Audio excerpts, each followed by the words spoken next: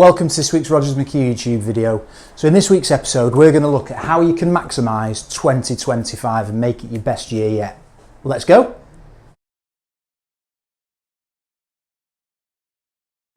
Welcome to this week's Rogers McHugh YouTube video. So last week we were looking at Rogers McHugh and the performance from 2024.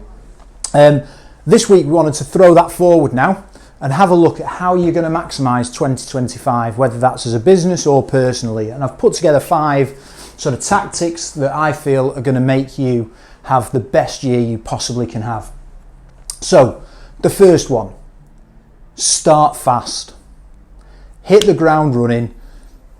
Make sure that your first month is absolutely fantastic. So little spoiler, obviously the first day back, or the first day after the bank holidays, was Thursday the 2nd of January. I was in the office on Thursday the 2nd of January trying to get the team ready, trying to get everybody motivated. We could have all taken the 2 days off. A lot of our clients didn't start back till the 6th.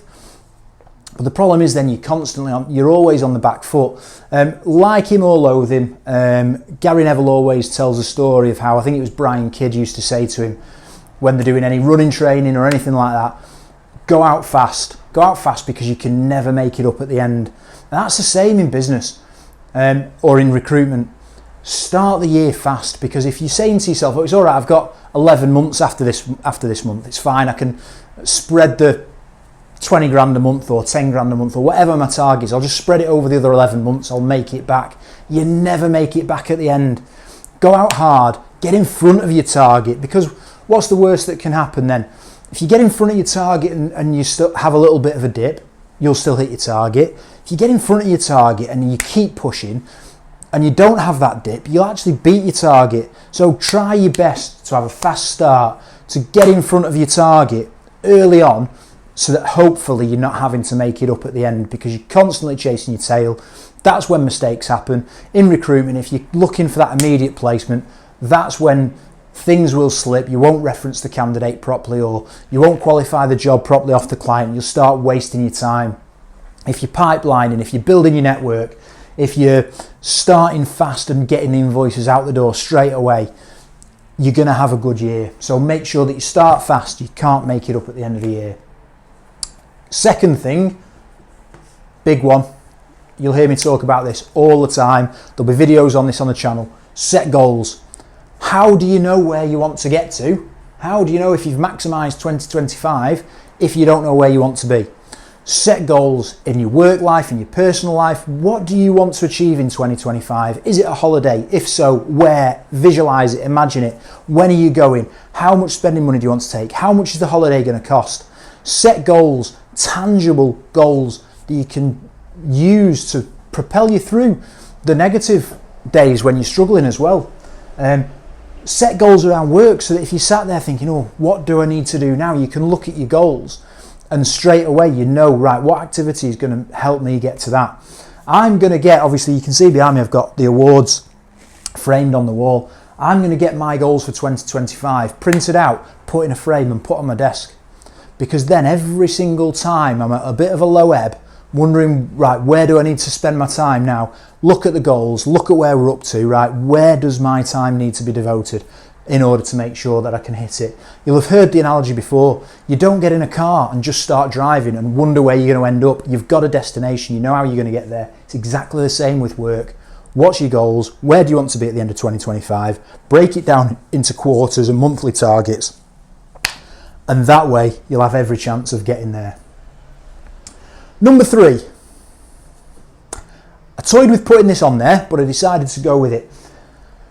I toyed with putting this on there because I think that sometimes this can be seen as a negative, but for me, you've got to outwork your competition. If your competition works hard, you've got to work harder. In any walk of life, the people that work the hardest, as long as they've got some talent there as well, they'll get to the top of the game. You'll see it all the time in sport.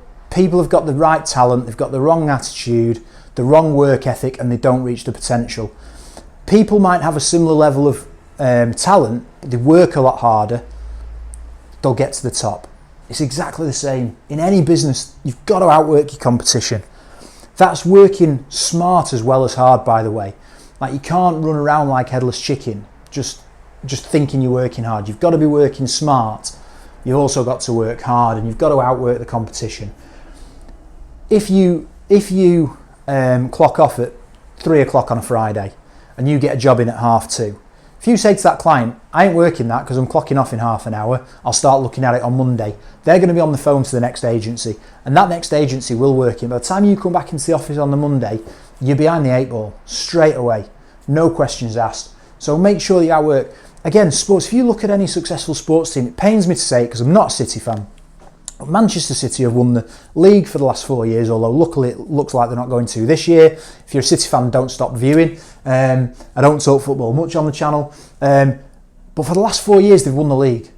But if you look at their wide players, their attacking players, they run back just as fast as they run forward. You compare that to Manchester United across the city, who've had 4 terrible years. Their attackers go forward, but they don't want to come back. No wonder they're not winning anything, because they don't outwork the competition. They get outworked week in, week out. And it tells they might have the same talent. They might even be better players. They don't work as hard as the competition. They don't win as much as the competition. It's that simple. Number 4, invest in yourself. Invest in bettering yourself. Invest in improving yourself. So this doesn't necessarily need to be thousands and thousands and thousands of pounds on training and seminars. It can be if you've got disposable income like that and you want to go and to seminars. And one thing I'm going to do this year is definitely get to more seminars, rub shoulders with more people building businesses at the same level that I'm at and that have done it beyond me, in the aim that I can learn things from them and not make mistakes maybe that they've made. But invest in yourself, whether that's listening to podcasts, buying books to read and make notes in and annotate so that whatever it is that you're trying to achieve, you can take advice from other people. Invest in yourself. Put time into improving yourself, because you're never going to maximise 2025 if you're not the best version of you that you can be. So make sure that you're mixing with the right type of people. You're in the right type of WhatsApp groups. If there's peers of yours that are at the similar level and really trying to push on, spend time with them. You become the average of the 5 people that you spend most time with. So if you want to be elevating yourself, don't spend time with the people that might drag you down here from where you are. Spend time with people that will push you on. And the last one, and this is really important, and I'm going to keep talking about this as well, and it's something that we're trying to do, build your brand. Build your brand, whether you're a consultant or whether you're a business owner. The bigger, the better your brand, the easier your life is going to be in 2025. If nobody knows you exist and you've got to constantly be reaching out and going winning new clients, it's very difficult. It's time consuming. It's challenging.